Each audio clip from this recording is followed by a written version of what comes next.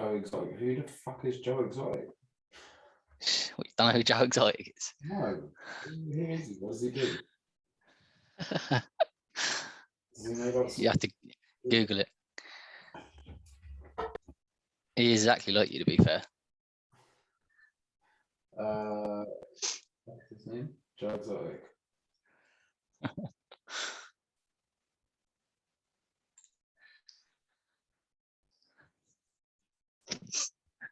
Joe Exotic. He's a Tiger King. Oh shit! Yeah, no, yeah. Fuck that. Yeah, right. I'll have a tiger. I want a tiger. I might buy a tiger. Lewis, do you want to share a tiger? Not with you, mate. No. I've got a baby to look after.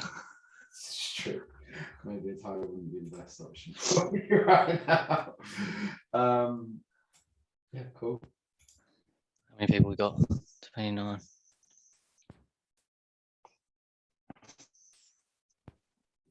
Yeah, just gonna talk about some ranges, and show how we should be following them. Yeah, how we should have been trading the last 2 weeks, not how I personally have been. But yeah, well, that's the point. Oh, mate, sorry. I interrupted there, didn't I? Me and my loud voice. You can let people in, can't you? Yeah. Cool, right. I'll crack on. Right. So about a month ago, this is about a month ago now, we talked about this price action many times, but if we were to follow these supply ranges, okay, obviously the low to the high here, we would have made a lot of money, put it that way, if we have done it correctly. Now, it's just simply following these supply ranges. You know, we break out of the range, we create this new one here. Okay, obviously this low to this high, this is this whole supply range. Again, we break out.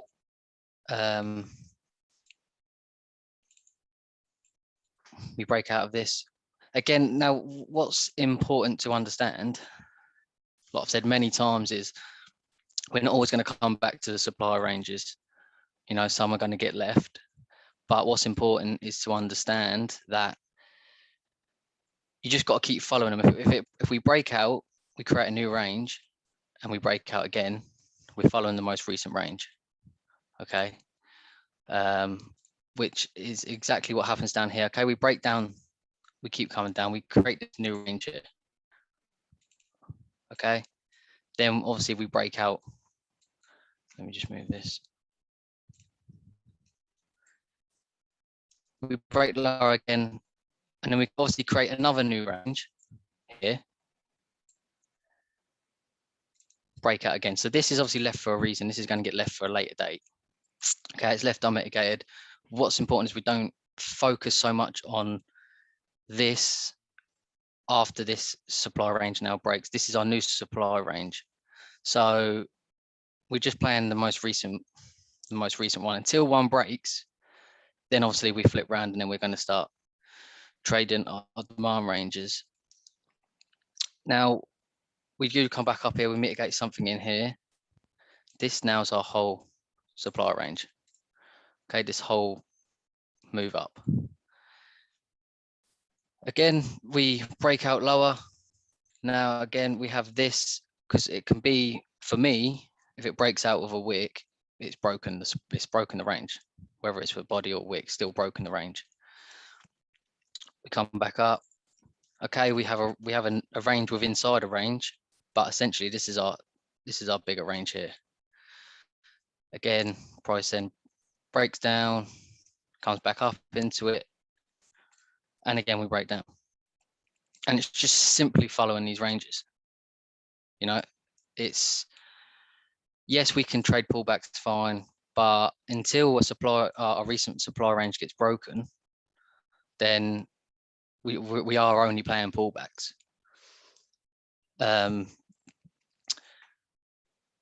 Yeah, and again, it's just, obviously some people do struggle with this, but obviously I've been doing it for a while now. I find this quite simple. But if we can draw these as it's happening as well, which I like to do, then you're in a good position to understand the higher time frame.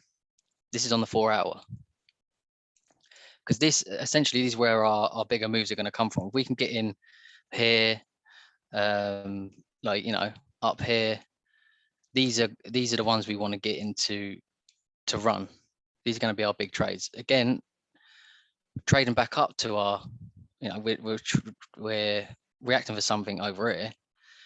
This is essentially our pullback until this range gets broken on the 4 hour, obviously.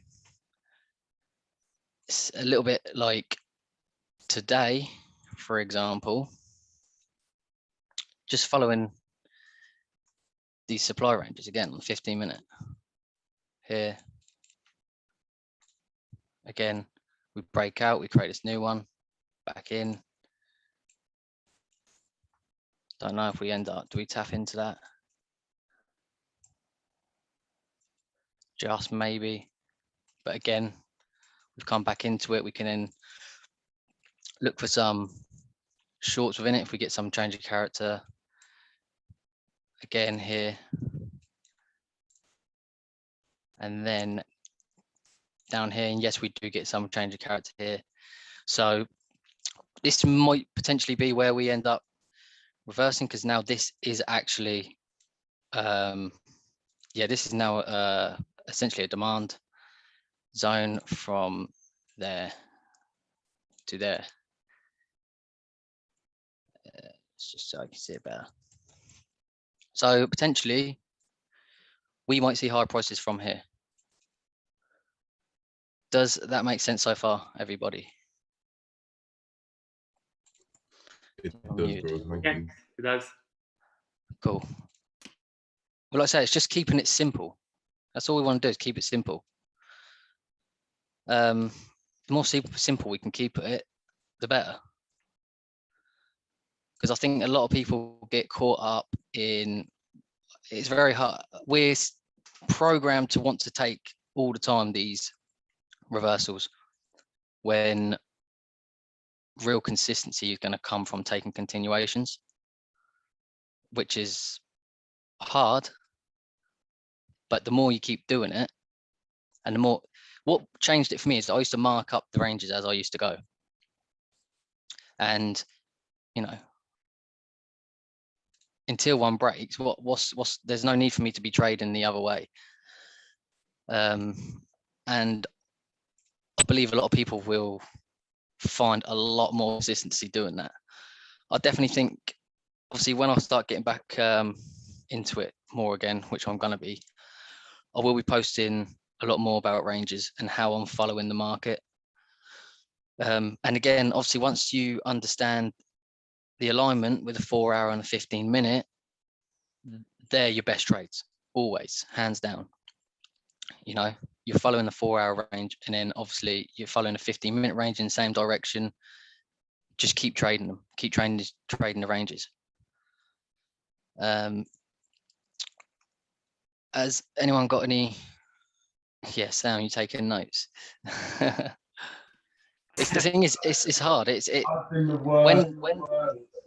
it's going up, it's going up, it's going up. Fuck the shorts. it is hard. The thing is, where it's so low in prices now, you're thinking this is going to be the reversal. This is going to be the reversal. But it's just being patient. Like, you know, who really cares if you're catching the very bottom? Just wait until your 15-minute range turns from supply to demand. Yeah, Sam does. Sam only wants it for his Instagram page. But yeah, it's just let it show you what it's going to do. Don't keep trying to guess. I understand, you know, we got data to the left, which we have potential, you know, demand zones where we're going to get a reversal. But just be patient. Wait for the 15-minute. If it takes a day or two to play out, then just let it be. Because you're going to take. I used to do it. Everyone does it. I still do it. But what is, for me, from my experience only, it's where I found consistency was following the ranges, being patient, and letting it show you what it wants to do before getting in. You know, let's not always worry about catching the bottom, but let it do this. If it's on the 15-minute and it takes a day or two, it takes a day or two. But if you're going to keep going like this and keep, buy, buy, it's painful. It's painful. Does anyone have any questions? I have one. Yes. So if you go back on the 4 hour, please. Like, Yeah. Let me just, how do I get rid of this in the way? and I will I don't- annotate when. How do I got all the writing at the top disappear? The Zoom stuff. I can't click on the 4H.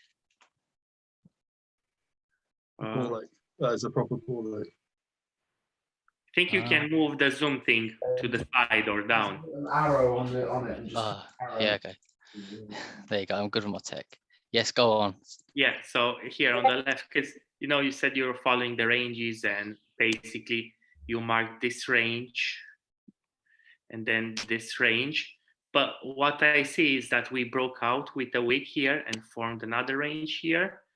So isn't this a case of a range being disrespected, or are we not looking at these smaller ones at all?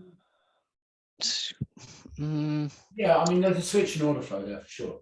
Yeah. But this is where, like, this is degree where you have to use structure as well, right? Because we do have some 4H thing here, right? But then we create this range here, we break out the bottom, we come back, we test the range, and we go to hell. Yeah, and it's still within the higher time frame structure. Yeah, exactly, right? Like, Yeah. it's more, they're both, sort of like when it's in cases like this, I would be saying still, okay, we've broken the range. So likely here we'll see some higher prices, but we still have to understand that the structure is bearish, right?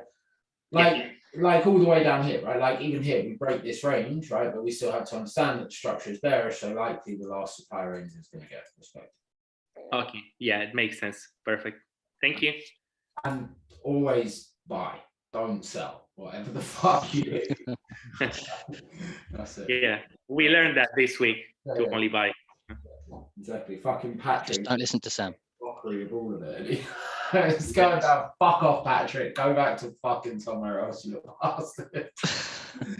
But he's been right because he's been following structure. Like it's that simple, really, isn't it? The guy's been following structure, and funnily enough, and the ranges basically, and funnily enough, he's the one who's Exactly. Just keeping it simple. Okay, thank you for answering my question. No problem. But want me, but anyone else? Yeah, all right. Yes. Can you hear me?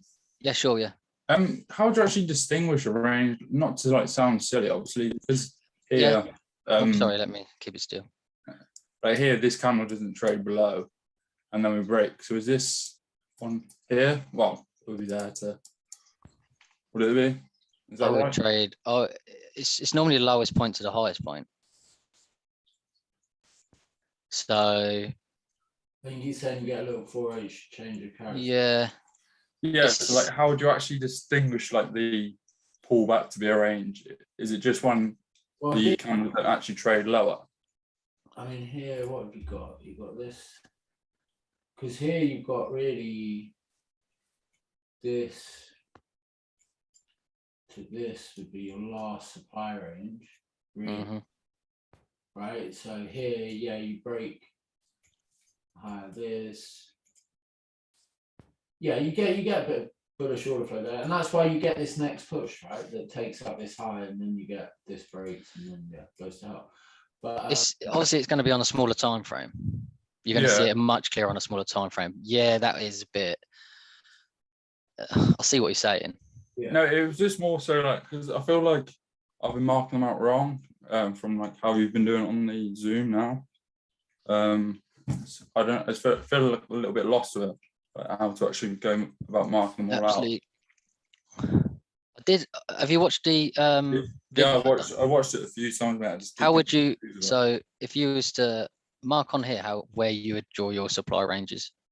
So we go from here to here, and obviously I was doing it with body closes, but obviously we're Okay. doing it with wicks now. I just found out. So we do close below there, and then would we be right in saying from here to here? Yeah, But Yeah. you didn't No. mark that because you I didn't was- see that initially. I was Yeah. just doing it, like you say, yeah, you are right. 'cause It's obviously- just yeah. like Sam just said, obviously being within structure, it's I use a wick. I don't know what Sam uses. Do you use a wick or body when it comes to ranges or order flow? Break it. No, I use a whip move. Like Yeah, out has created a new range, isn't it? So yeah. of course, yeah. It's like, it's generally speaking, you like with anything, right? You want to take the size of it into account to a degree, right? Yeah. So do you use the time frame relevant for a pullback at all or not? Like in terms of pips, obviously like 13 to 15. No, but I've never really looked at it like that. But it's like what I'd see this as, right, is okay, yeah, we've got this larger range here, right? We come out of this, right, and we create this smaller range here, but this is much smaller, right? Like, this isn't, until this one is taken out, then we're still overall, we've got that bearish thing. Yeah. Yeah. Same as Yeah. down here, right? Like if we're looking at this, right? Like even if we broke above these sorts of levels, you still wouldn't be expecting that to get disrespected, right? So you're more focusing on the bigger stuff than the small stuff. Yeah. Well, it's just like the relevance of it, right? Until we've got, like, if you've got something like this, a bit of price action like this, right? Take into account the bigger thing, right? Like have a look at structure, stuff like that, see how all of that, because once this goes, this does not mean that it's bullish, right? That means that we've got a bullish pullback, right? Same as once this goes over here, right? It doesn't mean that we're bullish, it just means we've got a bullish pullback. Okay. Right?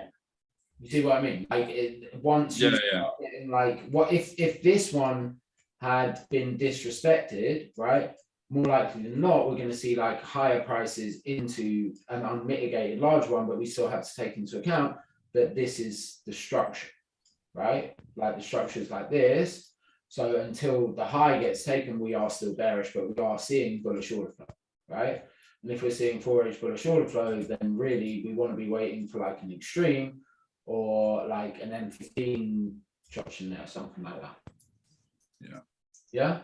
Yeah. So just going back, just in terms of marking out, we're just sort of looking at the bigger stuff. So don't get caught up when we do see like a candle not trade lower, for this example.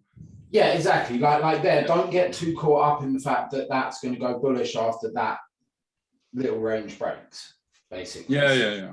Yeah. Like still be aware of that, because that, you know, that was what, the whole of Monday and Tuesday, I think, that bullish pullback that week, right?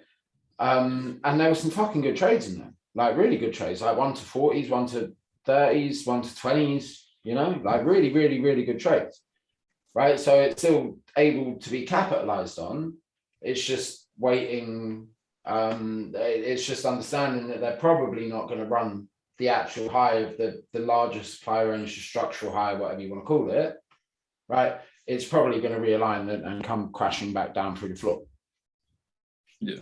Yeah. Okay. Because Perfect. Thank you.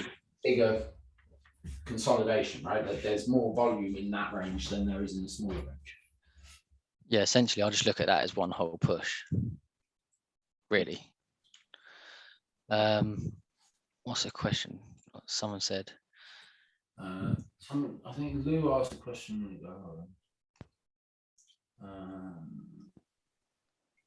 So to follow ranges, how do you actually get in? Do you refine the ranges to M15 levels?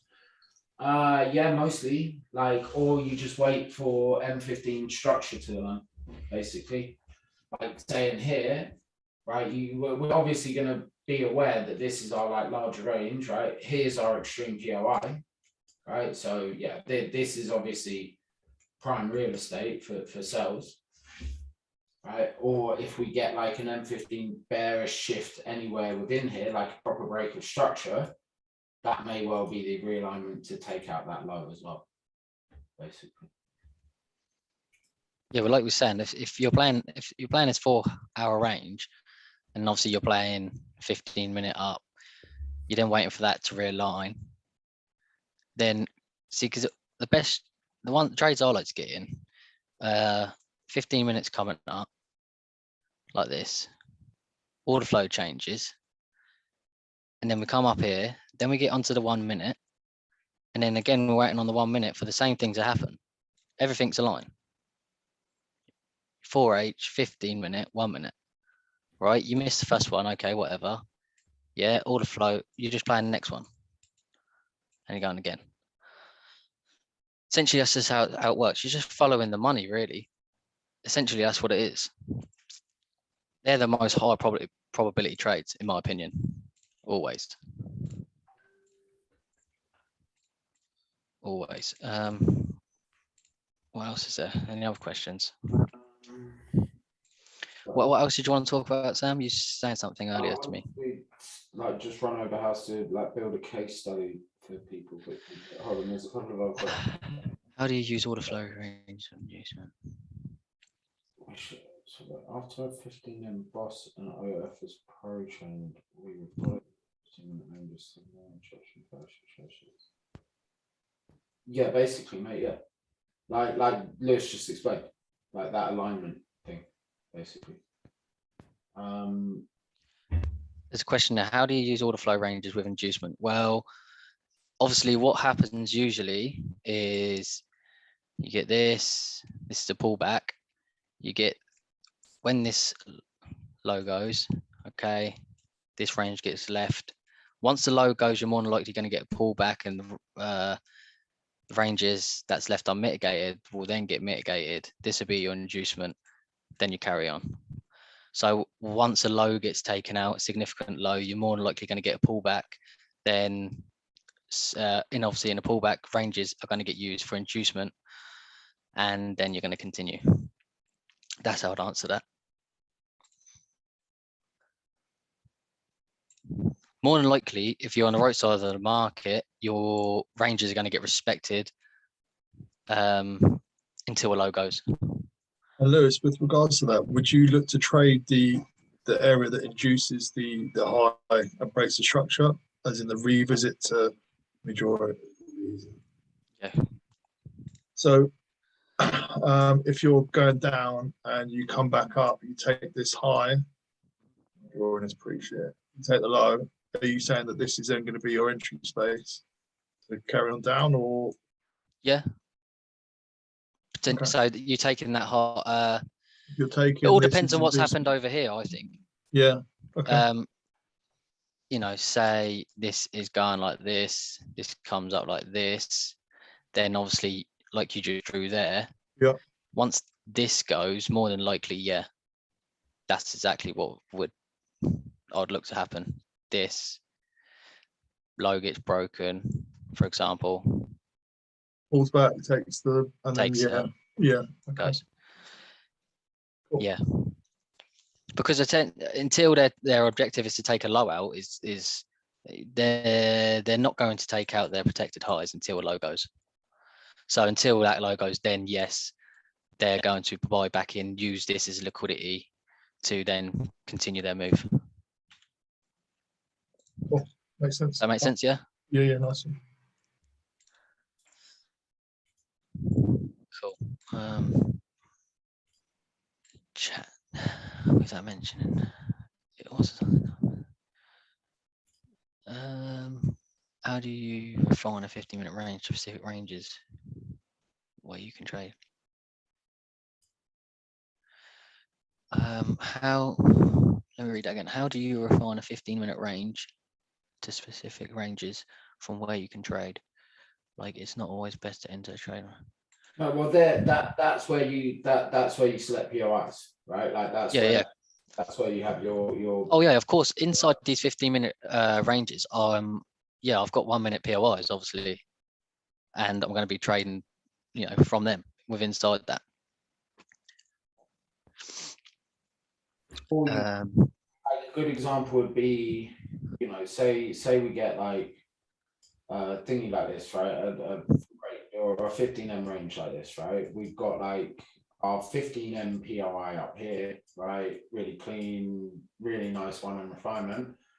But price comes in on 1M, doesn't hit this, hits something here, or doesn't hit something there, but gives us super, super clean 1M price action, right?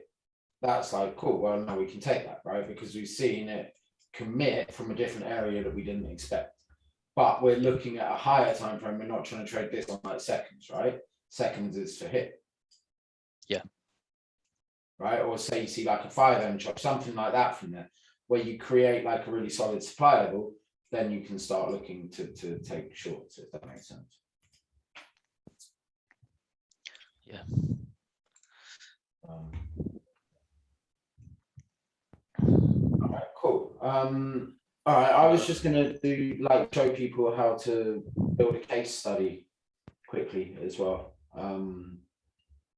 Yeah, like because it's What? Sure. so we'll do it on mine. What can we do? Where's a good trade? Actually, do you know what's a good trade? I haven't done this one, but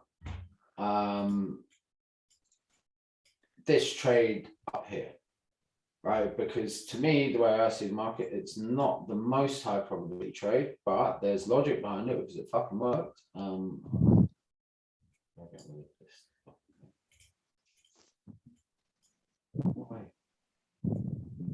Sam, why do you say it's not the most high probability trade?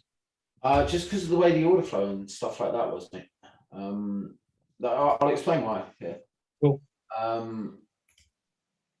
Okay, so like literally just start with all the price action on your screen, right?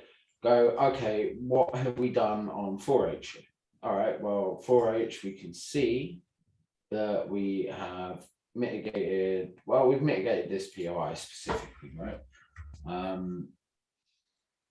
And we haven't reached the top, so then we can start going and investigating that. Oh, well, maybe we did reach the top, I'm not sure. But this is all the good things about doing case studies, right? And you just literally mark it up with everything on the screen. Like, we don't reach the top of that. Right, okay, what else can we see on here, right? Okay, well, cool, here we can see that we actually hit like a larger supply range as well. So cool. And I've just been like literally marking all this stuff up, right? Going, all right, well, what have we got? Okay, cool, we've got a weak flow here. Okay, this trade is kind of interesting because if we're looking at this as like a whole 4H push, then we're well at the discount, so we don't always expect trades to come from the discount. So this is like, this is a piece of, you know, I'd want to go back over a few different trades like this and see how high probability this trade is. And then it's like, okay, cool, we've got enough there. Okay, we've got a bit of inducement here as well. And literally just marking up everything I can see, right? Even, okay, does this do anything to the left? Right, is this area in a leaflet? Let's go and see if we can see. We can go there. We can go all the way over to the left over here. And yeah, we can say that we've definitely had some sort of a leaflet there, right? We've got some form of demand there. So cool. Maybe we can, you know, now this is a thing for, okay, maybe if we see the range as a proper SD, then that like makes the probability higher, you know. And these are the sorts of bits of data I'd be gathering, right? It's like stuff like this going, okay, so for every trade, what do I need to see? This, right? Cool. Now we can go on 15M and we can go, okay, brilliant. Right, well, what have we got on 15M at this point in time? Well, over here, okay, the area is nice. You know, we can, this is how, like, you know, we learn to refine POIs, right? Because we can say here that, yeah, very much we have a run on liquidity up here, right? And this structure looks kind of big as well. So now I'd be thinking, all right, well, what happens if I go on 1H here? Okay, well, this makes more sense because this looks like the 1H lower high, right? So maybe if I see this often enough, there's an argument for bringing 1H structure into my trading. Do you see what I mean? Like, these are all the sorts of questions you're asking yourself when you're doing case studies, right? But you just got it all marked up like this, and you're going, okay, cool. So let's see how the actual trade played out. All right, well, what do we get? Well, we know we've got bullish structure here. We can see, you know, just mark up the high lows, whatever. There's the last significant higher low. This is, yeah, to a degree a high low, but I don't know where it's formed. Okay, cool. This POI, why does it come from this POI? Well, this POI here is a flip.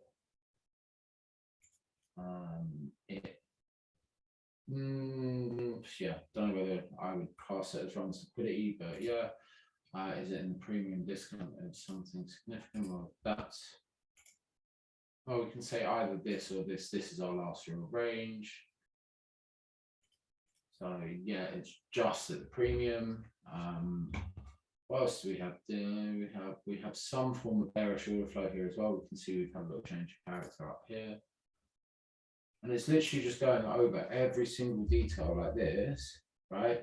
And logging down everything significant. So, okay, POI wasn't necessarily a liquidity grab, but it is engulfed, it is this, it is this, it is this, right? And ticking them all off, entering all of that data into your motion, right? And like focusing on one specific thing at a time, right? Like say you want to do a bunch of case studies over which POIs to pick, you just go and find out what makes up a probability POI, how many different things does it need to have. But yeah, then we're getting down to an entry, right? I'm just going, okay, well, cool, let's go and see what happens here on the lower time frames. Does it hit a refinement within the POI for a start? Up there, which it does, yeah. Yeah, it trades into the, this is how you learn about refined POIs as well, right? Because I bet you half the world at this point, or half the SMC world, was looking at this candle, right? Where we know this isn't our 15-minute POI, our 15-minute POI is here to hit, right? So this is our refinement, taps it here, and is there an entry on the second tip? Yeah, yeah, here we go. Right, so what do we see? What sequence of events do we see? Do we see this liquidation? Yeah, you see it run these highs into here. Right, we see mitigation. We see, yeah, you could argue there's a little liquidation here as well. Create this little thingy here. You get some form of flip when this gets taken out, and you've already had a little charge. Yeah, there's something in there. Where's that mode?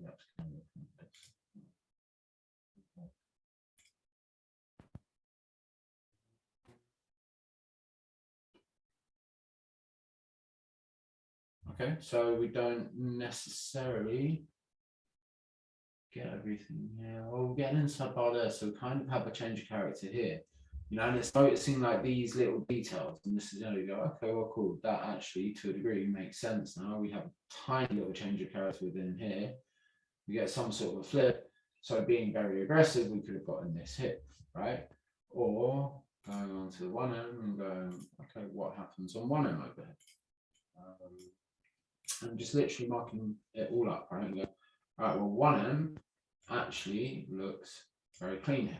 Right, if we look over here, we get the mitigation of this. This is the flip of this, right? It's inside bar, so yeah, it's definitely valid. Probably on a lower time frame, there is a bullish candle there, right there.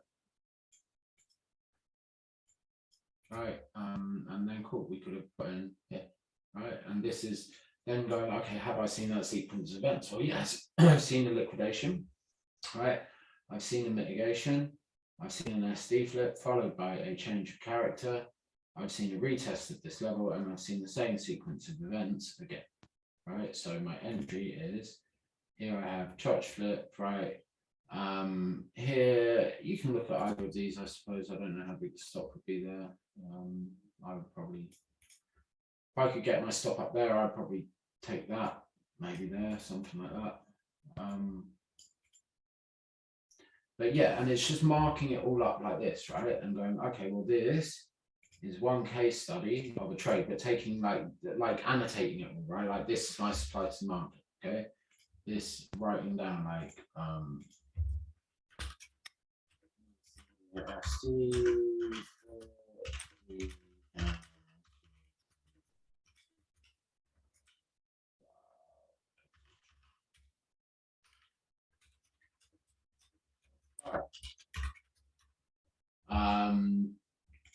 right, and like having all of this stuff annotated, and this is how you build like case studies around entries, because you have it all marked up, right? And you see this shit over and over and over and over again when you start marking it all up, right?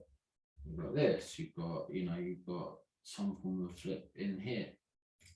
Now you've got a little change of character there, and you mark it all up and just build, like that's how you build case studies to build your entry models, basically, right? Because the entry model should always be pretty much the same. It's never any different, really. It's always this same thing, right? It's always, yeah, whatever. Run on liquidity into a POI with a flip and a charge, right? But you need to go and find these and look at them rather than trying to forward test them necessarily, right? Go and find these and mark them up like this, so you're aware of what these look like in various different scenarios, because it's not always going to look the same, right? But you've got the exact same sequence of events, right? Nothing's changed within the sequence of events. Like it's the same, right? Like if we go and look at, whatever, wasn't another good trade from POI. Down here there were a couple, right?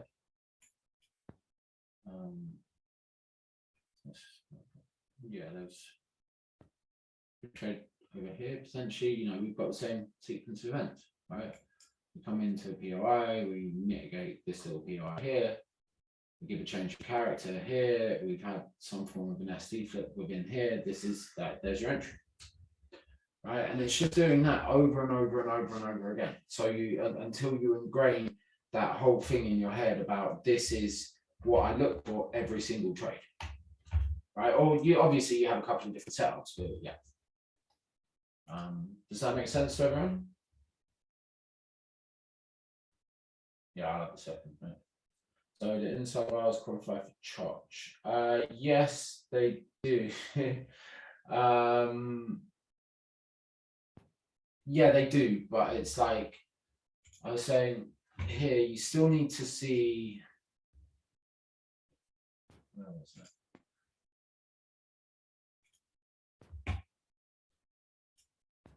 Here, someone was asking about this one, right? This can't really be a charge because you still need to see that high go up here, right? We can say this is the low, but you can't really say that charge is like one candle here and here, right? It doesn't really make sense as such, right? Like it more needs to be this is a change of character here to here, right?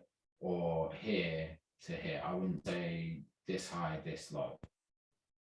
I would say that's probably like a 5 then charge. Yeah, I don't know. They're funny ones. They work sometimes, they don't work sometimes. But change of character is like that anyway. It's the start of a commitment. Yeah, it's never guaranteed. But yeah. Yeah, cool. Does that make sense to everyone on how to do like a case study and shit?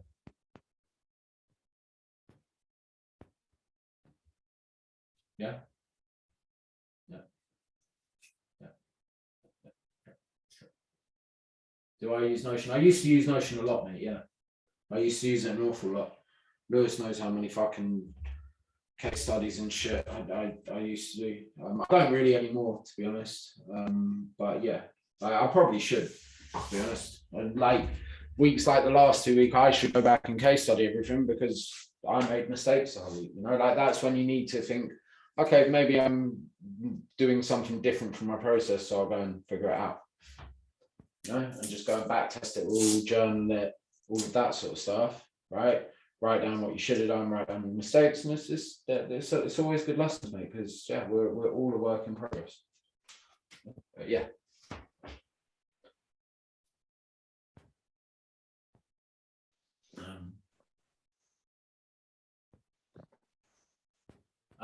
Yeah, cool.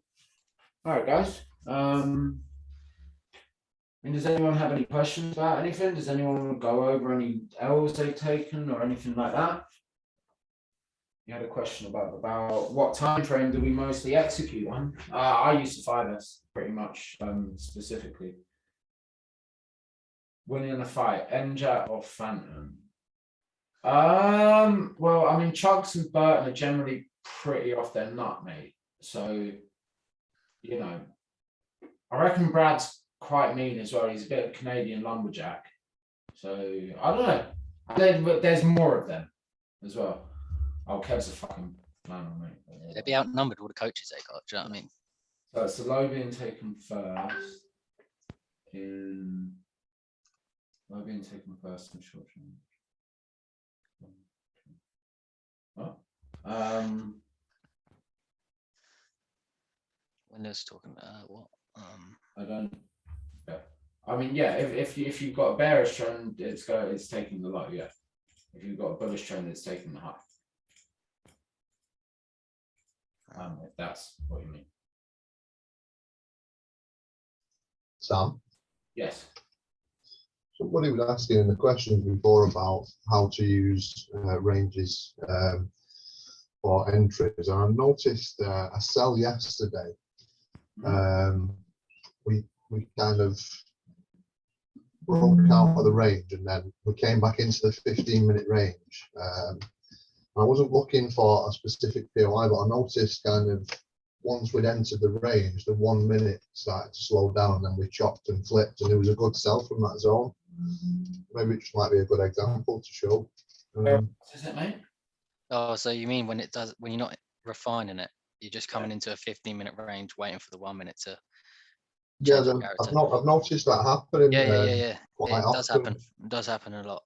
And I've started to implement that as a good kind of confluence to get into trades. Yeah, like 100%. It's that whole thing, right? Like basically, if we're looking at like even this range here, right? This is like That's exactly the range, Sam. Yeah. here. Oh, right. And That one, you took a trade off of here somewhere. Yeah. Good trade, mate. But here, right? It's just being aware that this whole fucking thing, this is a high time frame PI, right? This is going to be, I don't know, what like, yeah, it'll be It's a buy to sell essentially. 90 minutes, maybe something stupid like that. Yeah, look, there you go. There's your PI, right? Like, it's just understanding that this is this, right? So if you see 1M change from there, right, and like a nice 1M shift as well, where it's over here, right? Yeah, if you see like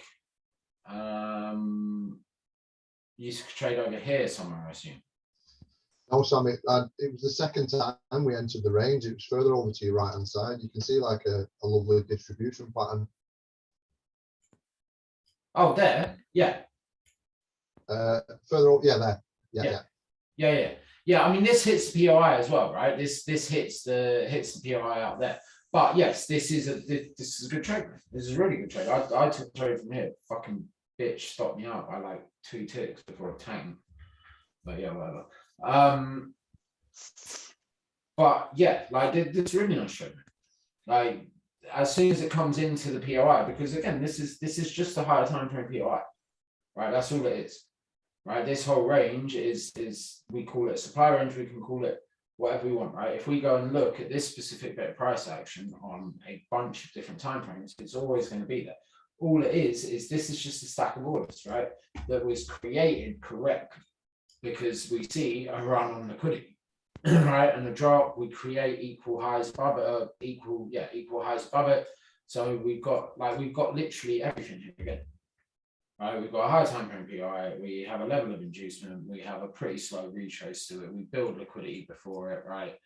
give a change of character, there's your entry. Like it's super simple. Yeah, it was a beautiful trade. Or here, or yeah, whatever. Yeah, it's really nice trade. Really, really good trade. I think it comes back up into this after, and there's another trade from here as well. Right, like I actually ended up when I saw this happen, I'm thinking it ended up partially in the 2 longs I've got, and I did think the high was going to go, but yeah, the high had other ideas, as most of the highs have had recently. But yeah, it comes back up, walks around a bit. Yeah, messes around a bunch.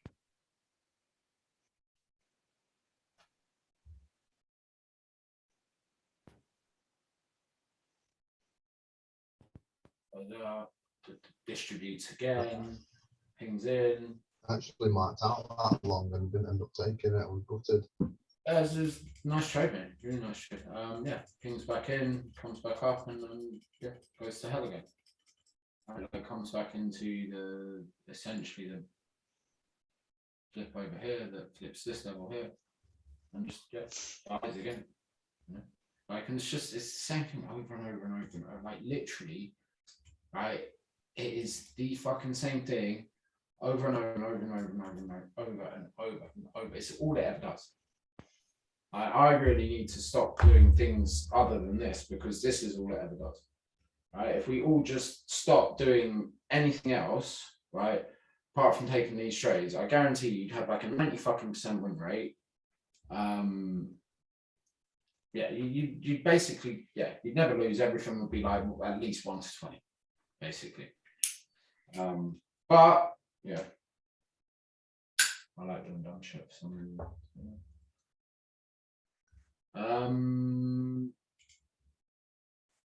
These, like this trade here, right? 15M order flow is bearish here. We get an entry like this from a higher time frame POI. I would guess that's 15M, something like that. Yeah, maybe 10. Yeah. 5. Okay. Like if you just take trades like that, you won't lose, basically. Yeah. The light has been out, mate. Yeah. Yeah. All right, guys. Cool. Any other questions? Any more? Oh, there were some nice shorts this week, weren't there? This is gonna be. Yeah, cool. Yeah, I'm annoyed now. Now I've been looking at all of these shorts. It's like, yeah. Yeah, no worries, mate. We wanted to keep them short too, not too much waffle, not too much shit. You know what I mean? It's better. But yeah, cool. All right, guys. Peace and love. I will speak to you all in the morning. Take it easy. See you later, lads. Bye.